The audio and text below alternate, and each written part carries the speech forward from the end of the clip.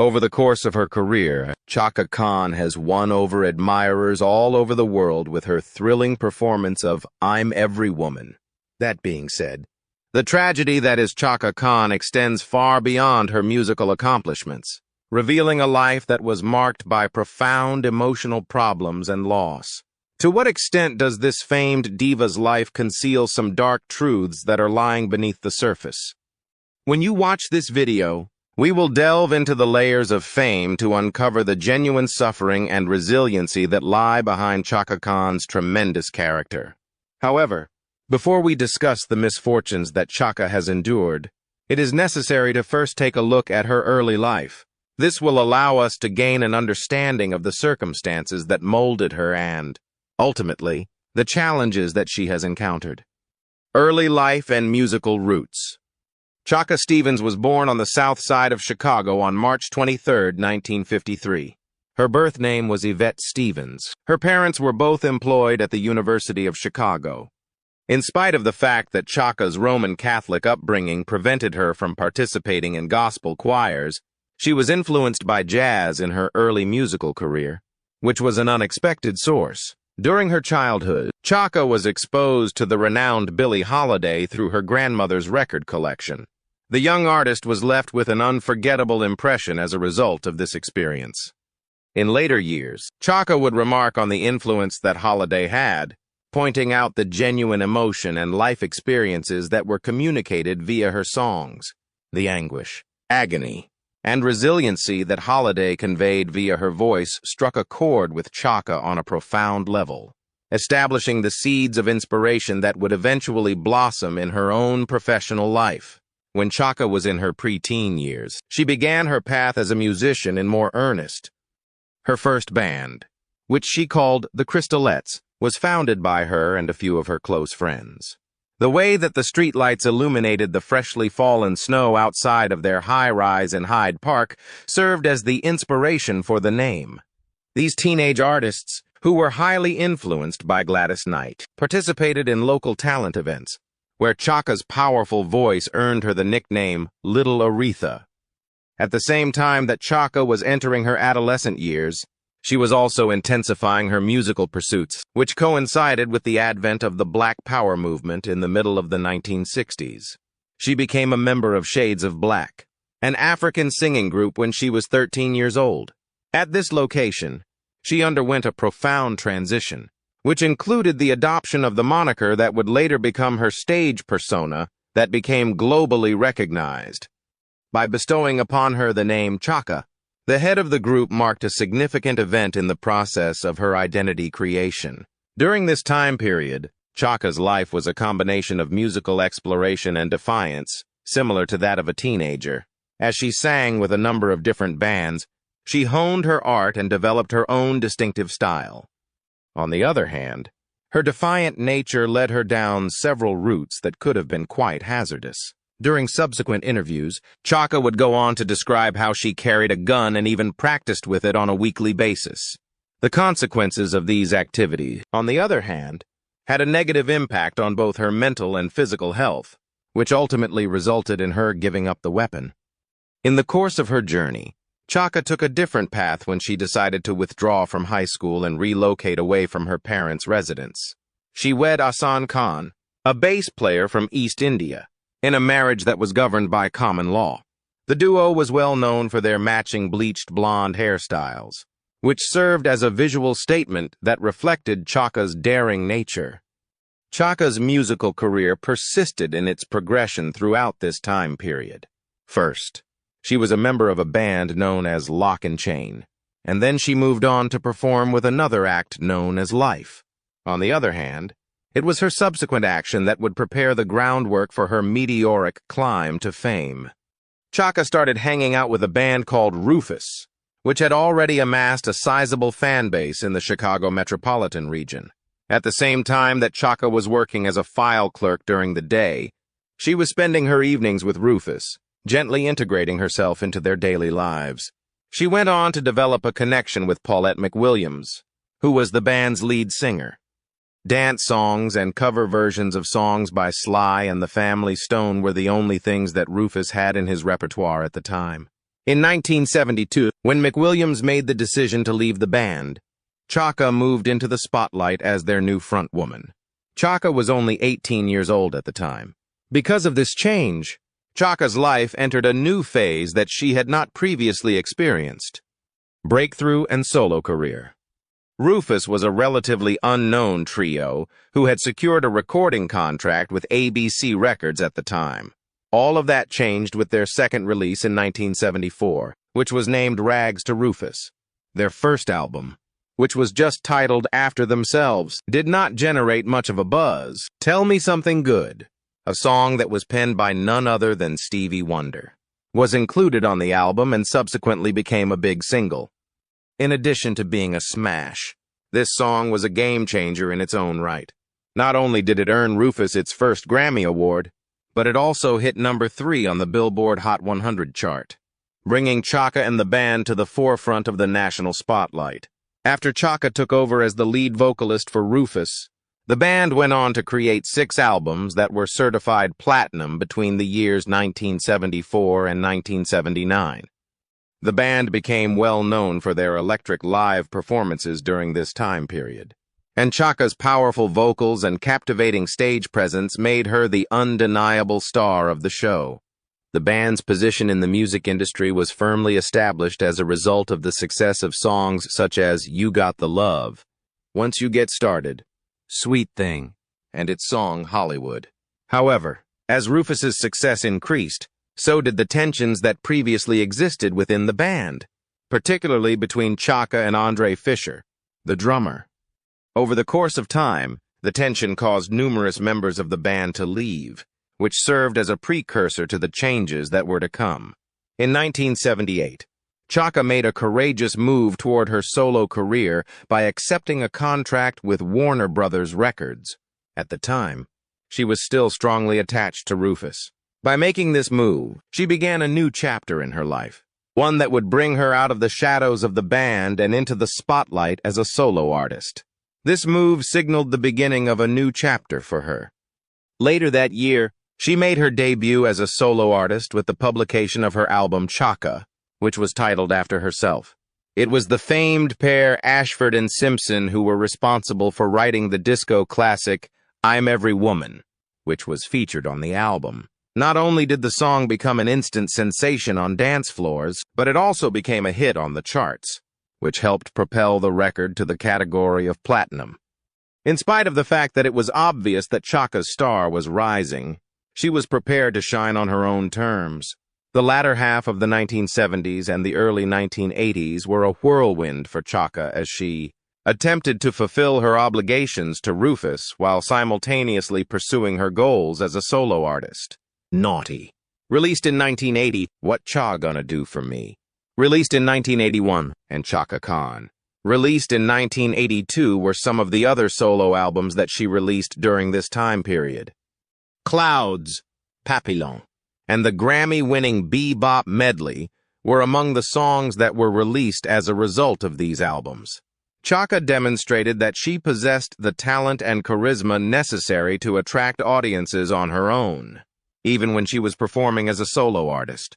The studio single Ain't Nobody was included on the album Stompin' at the Savoy, Live, which was released in 1983 and featured Rufus and Chaka performing together for the final time.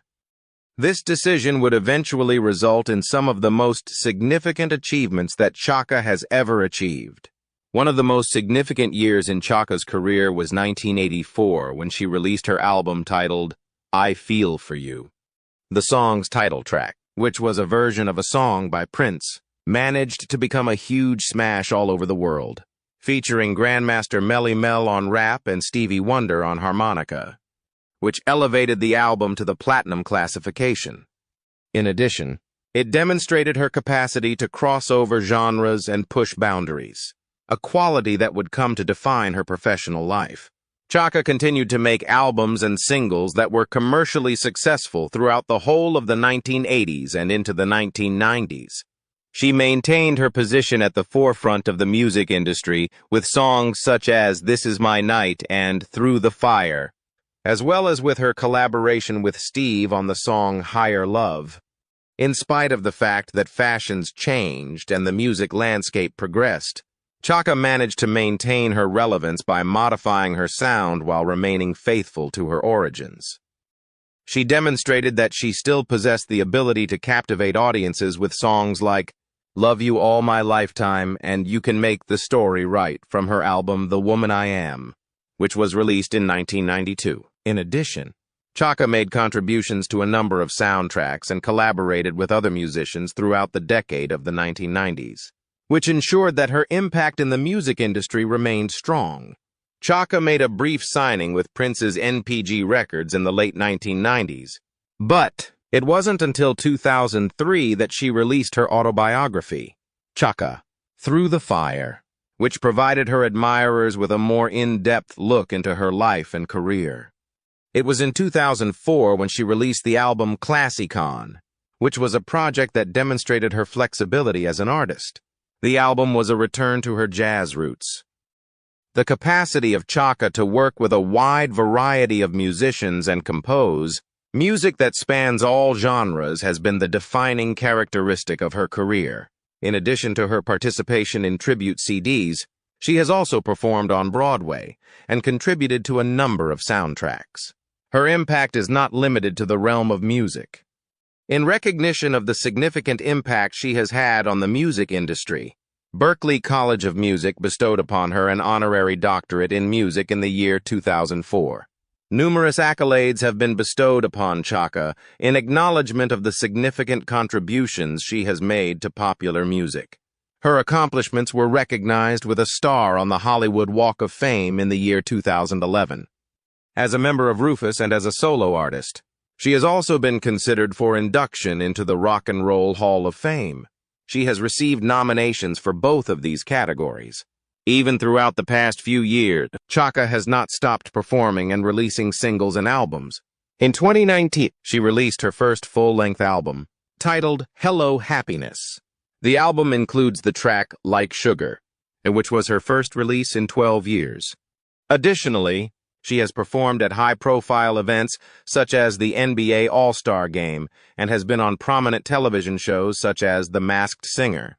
However, as Chaka proceeded to achieve new heights in her solo career, she was simultaneously contending with internal conflicts and external pressures that posed a risk of derailing her accomplishment. There was a lot of difficulty involved in making the shift from being a member of a band to being a solo artist. It was Chaka herself who stated that the additional attention and responsibility that came with being a solo act may be overwhelming at times. She experienced feelings of isolation as a result of the loss of the camaraderie she shared with her bandmates in Rufus, and the pressures within the music industry only contributed to the difficulties she was already facing. On the other hand, her relationship with the great producer Arif Mardin, who was responsible for producing her first 6 solo albums, was a source of positive emotions for her. Mardin was an essential figure in Chaka's journey through the difficulties of her solo career, assisting her in overcoming those problems, increasing her self-esteem, and encouraging her to venture into uncharted musical territory. Chaka was able to not only survive, but also develop as a solo artist with the assistance of his counsel and support, which were not only invaluable during this difficult period. Controversies. Despite the fact that Chaka's career has been distinguished by enormous success, it has not been devoid of its fair share of scandals and public confrontations. During the past few years, a few of these episodes have brought her back into the public eye, and not necessarily for the reasons that are most favorable. When Chaka made news in 2023 with her forthright statements about Rolling Stone's list of the 200 greatest singers of all time, she became embroiled in one of the more recent disputes that she has been involved in. Before Andrew Goldman, the host of the podcast, notified Chaka of her ranking, she was unaware of the position she held, which was that of number 29. Her response to this news and the statements she made afterward garnered a great amount of attention, which resulted in a string of headlines that brought her reputation, which was otherwise excellent, into disrepute. The moment Chaka was presented with the fact that she was included on the list, she did not hold back her emotions. Her initial reaction was one of dismissal, and she remarked that the list did not hold any significance for her. She stated, "These individuals do not quantify or validate me in any way." Her lack of interest, on the other hand, resulted in strong criticism almost immediately after the host presented additional information regarding the list. It was clear that she was in agreement with Aretha Franklin's position at the top, and she proclaimed that it was well earned. On the other hand, she was far less favorable when she was talking about other musicians on the list, specifically Mary J. Blige, Adele, Mariah Carey, and Joan Baez. The criticisms that Chaka made about these musicians were direct and, at times, cutting to the bone. For example, she made the observation that Joan Baez, who was ranked 189th, was a fine writer but was unable to sing. On the other hand, her response to Carey's fifth-place ranking was that it must be Piola. Nevertheless, Chaka's criticism did not end there. When she found out that Adele was placed 22nd, which was higher than her, she made a caustic remark while saying, "Okay, I quit." The most harsh criticism, on the other hand, was reserved for Mary J. Blige, who was ranked number 25 on the list. "He is as blind as a bat," Chaka said, expressing his amazement at the situation. "Hearing aids are required for them. These are the children of Helen Keller, if they are indeed." This was not the first time that Chaka had voiced her dissatisfaction with Mary J. Blige's performance of the song Sweet Thing, which was originally performed by Rufus. She had earlier stated that Blige had made a mistake with the song, and she had criticized the singer for recording it early in the morning when her voice was not at its best. In spite of the roughness of her statements, Chaka made it clear that her relationship with Blige was strong and that they were able to communicate openly with one another. Despite this, the media leapt to her statements almost immediately, seeking to create the impression of a feud when there was none. Due to the fact that the criticism that surrounded these words became more intense, Chaka decided to confront the subject in public. She then acknowledged her sorrow for taking the bait and allowed herself to be pitted against other artists in a post that she made on Instagram. She expressed her regret to anyone who had been offended by her statements and understood that being an artist is not about competing with other artists. It was highlighted by Chaka that her purpose had never been to inflict pain, and she reaffirmed her dedication to empowering other people. The long-running quarrel that Chaka had with the rapper Kanye West was another big controversy that occurred in her life. This disagreement began in 2004 when Kanye West used a sample of her vocals from the album Through the Fire in his song Through the Wire. One of the things that upset Chaka at the time was the fact that her voice was sped up without her permission. Throughout the years, Chaka voiced her disapproval in a number of interviews, which contributed to the simmering of the hatred.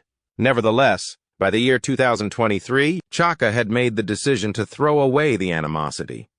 She added that her displeasure originated from the fact that she was not familiar with the rap genre at the time, and that if she had comprehended it better, she would not have been as unhappy as she was. The long-standing enmity came to an end when she admitted that hoarding the grudge was foolish and that she was finished with it. This marked the conclusion of the confrontation. In addition to her public comments and her feuds with other musicians, Chaka was involved in a greater number of issues. Her daughter, Chaka Khan, threw gasoline to the fire in 2024 when she responded to a video of musician Diddy, better known as Sean Combs, going after his ex-girlfriend Cassie Ventura. The video demonstrated Diddy's behavior toward Ventura. Indira was forced to speak out after the video, which rapidly received global attention, surfaced. She disclosed an incident in which Diddy had mistreated Chaka in the past. Indira claims that Diddy had once raged and screamed at her mother in a fit of rage, and when her younger brother sought to help, Diddy's security team punched him. Indira's information comes from the fact that Diddy had attempted to intercede. Indira feels that Diddy's legal difficulties are a type of retribution for the way he has treated her family in the past, and she voiced her joy at seeing Diddy suffer legal trouble. Chaka delivered a statement in response to the accusations made by her daughter, in which she reflected on the episode as well as the broader consequences of violence and abuse. A reference was made to the fact that she had experienced personal difficulties, and she underlined the significance of inner calm, meditation, and prayer in the process of conquering negativity. The message made by Chaka was an appeal for compassion and responsibility, in which she urged individuals to provide support for those who are suffering and to work toward creating a society that is more loving and just. The growth she had experienced and the wisdom she had learned from her experiences were brought to light by her words. Personal life. A complicated picture of the lady who is behind the music is painted by Chaka's personal life, which is characterized by both high-profile romances and the challenges she has experienced. There have been many twists and turns along Chaka's path through marriage and family life. In 1970, when she was only 17 years old, she tied the knot for the first time with Chaka Khan. The marriage did not last long and ended in divorce not long after it was established. Her future family life was shaped by the brief union, despite the fact that it was only temporary. Chaka had her daughter, Indira Malini, who was born in the early 1970s as a result of her relationship with Rasan Morris. During this time period, Chaka's responsibility as a mother started to take shape, so establishing the groundwork for her subsequent experiences with her family. Chaka Holland tied the knot with Richard Holland in 1976, a union that would have a tremendous impact on her professional life. The influence that Holland had on Chaka was clear to see. According to reports, he attempted to tame her confrontational stage demeanor, which was a demand that Chaka was not willing to fulfill. This tension was a contributing factor in the breach that developed between her and the band Rufus, notably with Andre Fischer, the drummer. In 1979, the marriage, which had been pressured by both professional and personal issues, came to an end. In 1980, Holland filed for divorce, citing irreconcilable differences as the reason for his decision. Chaka looked to her music as a source of comfort and motivation whenever she was going through the aftermath of her second marriage. In the midst of what she referred to as a period of emotional and creative rebirth, she worked together with Ike Turner. Through the guidance of Turner, she was able to successfully handle the challenges that came with the divorce and continue to carve out her future in the music industry. Following her breakup with Holland, Chaka maintained a relationship with a Chicago-based educator for a short period of time. This particular relationship, on the other hand, did not endure, which resulted in Chaka making a huge adjustment to her life. In the middle of the 1980s, she relocated to Europe with the hopes of beginning a new life away from the glare of her profession in the United States.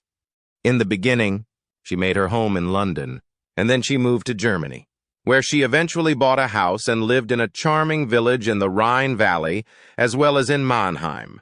From the rush and bustle of her prior prominence, she sought stability and personal development at this time of her life. This period was distinguished by her yearning for stability. There have also been rumors that have made news about her personal life. The rumor that Chaka had a romantic relationship with Prince was one that persisted, and it was particularly persistent. On the other hand, Chaka made it clear in an interview that she had never expressed any attraction to him. As a matter of fact, their initial encounter was marked by a misunderstanding that was both humorous and somewhat unpleasant. The teenage musician Prince had called Chaka when she was in San Francisco, pretending to be the legendary funk musician Sly Stone. Chaka was in San Francisco at the time. When Chaka arrived at the studio, he was surprised to see Prince himself there. He had been fooled by his mimicry. When she left the conference, she felt as though she had been duped, and her initial emotion was one of fury. Chaka and Prince finally became partners, and they worked together on the smash song I Feel For You, and this was despite the fact that they had a difficult beginning. Tragedy. There have been a number of personal and public disasters that have occurred during Chaka's life. These tragedies have put her perseverance to the test and have molded her journey. In the year 2017, Chaka disclosed the turbulent teenage years that she had experienced. A rebellious spirit and active participation in the civil rights struggle were the driving forces behind her decision to flee her home when she was only 16 years old. An additional strain was placed on her relationship with her family as a result of her decision to join the Black Panther Party, which was motivated by her dedication to social justice. Her behavior included skipping school, having run-ins with the FBI, and being detained on many occasions. She experienced a great amount of emotional strain as a result of this period of discontent and resistance. Chaka acknowledged that when she first started singing her renowned hymn, "I'm Every Woman," and she fought with deep-seated insecurities and felt that she was not deserving of the empowerment that the song symbolized.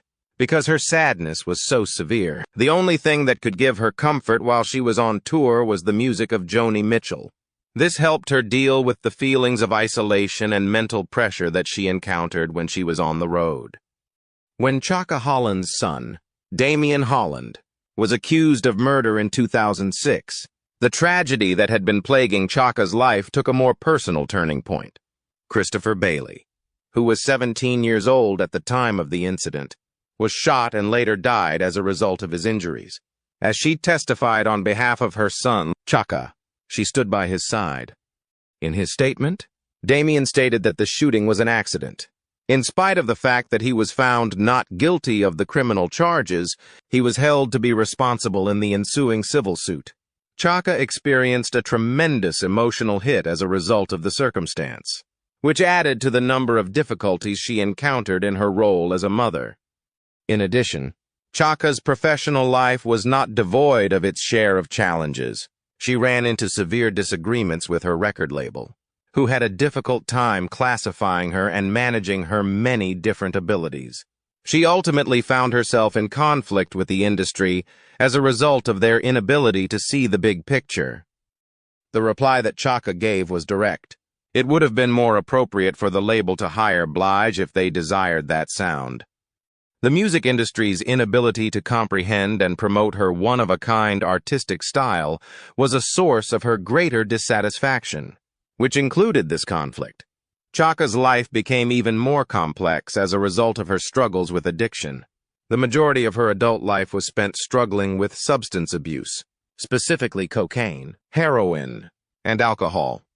It is remarkable that she was able to compartmentalize these concerns and continue her job despite the upheaval that she was experiencing in her personal life.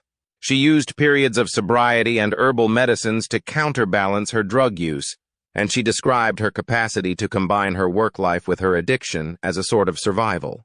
She also acknowledged her ability to successfully manage her addiction. She was able to negotiate the highs and lows of her addiction with the assistance of this strategy, which was combined with a focus on health. Another layer of grief was added to Chaka's life when Prince passed away in the year 2016. Prince's struggle with fentanyl addiction was not brought to her attention until after he passed away. Chaka and her sister Yvonne decided to seek therapy for their own dependence on the same substance. Recognizing the necessity of taking extreme measures in order to save their lives, they decided to cancel concerts and publicly acknowledge the hardship they were going through. As a significant approach for Chaka to prevent sliding back into previous patterns, she found that remaining busy and focused on her work was the most effective way to do so. In the process of contemplating her journey through addiction and recovery, Chaka came to the realization that the challenges she faced were an indispensable component of her development. In her view, the events that transpired were essential learning opportunities that enhanced her emotional comprehension and fortified her determination. At the same time that Chaka emphasized that she did not focus on regrets from the past, she exhibited a sense of acceptance and resolution. The alternative is for her to concentrate on the here and now as well as the future, and she does so while maintaining a good attitude. Today, Chaka has made the decision to adopt a teetotal lifestyle, which includes not only being a vegan but also committing herself to a healthier way of living. One of her few remaining vices is a pack of cigarettes, which is a very tiny indulgence in a life that is otherwise strictly regulated. Because of her son's issues with addiction, she has obtained permanent custody of her granddaughter and has been raising her in recent years. She has taken on a prominent role as a guardian, raising her granddaughter. The fact that Chaka considers this obligation to be her biggest investment demonstrates her dedication to establishing a secure and supportive environment for her family.